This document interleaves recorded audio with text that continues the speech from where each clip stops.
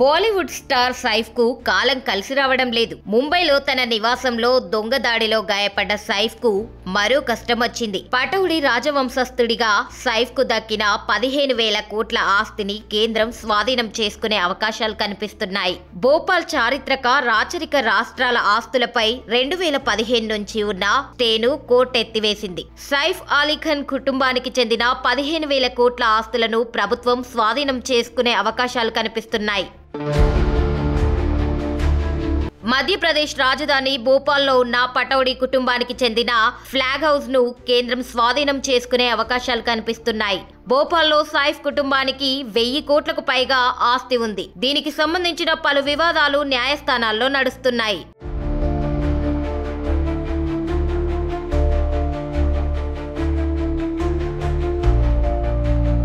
కేసులపై 2015లో విధించిన స్టేను కోర్టు ఎత్తివేసింది. కోర్టు స్టే ఎత్తివేయడంతో సైఫ్ అలీఖాన్ బాల్యంలో గడిపిన flagstaff house, Noor us Saba palace, Dar us Salam, Habibi bungalow, Ahmedabad palace, Kohefiza property సహా భోపాల్లోని పటౌడి కుటుంబానికి చెందిన 15,000 కోట్ల విలువైన ఆస్తి ఎనిమీ ప్రాపర్టీ యాక్ట్ 1968 ప్రకారం ప్రభుత్వం ఆధీనంలోకి వెళ్లే అవకాశం ఉంది.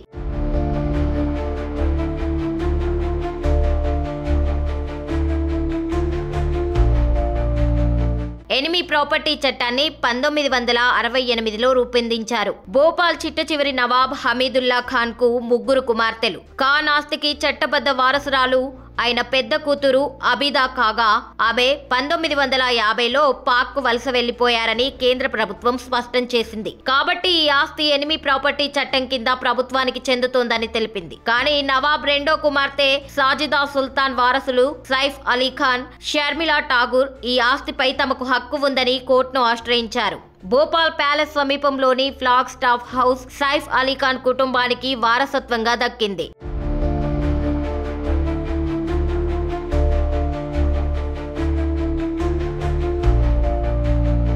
2011లో మన్సూర్ అలీఖాన్ పటౌడి మరణం తర్వాత సైఫ్ కు భోపాల్ నవాబ్ బిరుదుతో తలపాగా ఉత్సవం కూడా ఘనంగా జరిపించారు. ఇప్పుడు పటౌడి వంశానికి సైఫ్ అలీఖాన్ ప్రధాన వారసుడు. భోపాల్ చారిత్రక రాచరిక రాష్ట్రాల ఆస్తులపై 2015 నుంచి ఉన్న స్టేను కోర్టు ఎత్తేసింది. ఈ స్టే ఎత్తేయడంతో ప్రభుత్వ ఆస్తులను స్వాధీనం చేసుకునే అవకాశం ఉంది. దీంతో ఈ కేసులో అపిలేట్ అథారిటీ ముందు తమ వాదనలను వినిపించాలని సైఫ్ అలీఖాన్, ఆయన తల్లి షర్మిలా ఠాగూర్, సోదరి మనులు సోహా, సబా అలీఖాన్, పటౌడి సోదరి సబీహా సుల్తాన్లను హైకోర్టు ఆదేశించింది.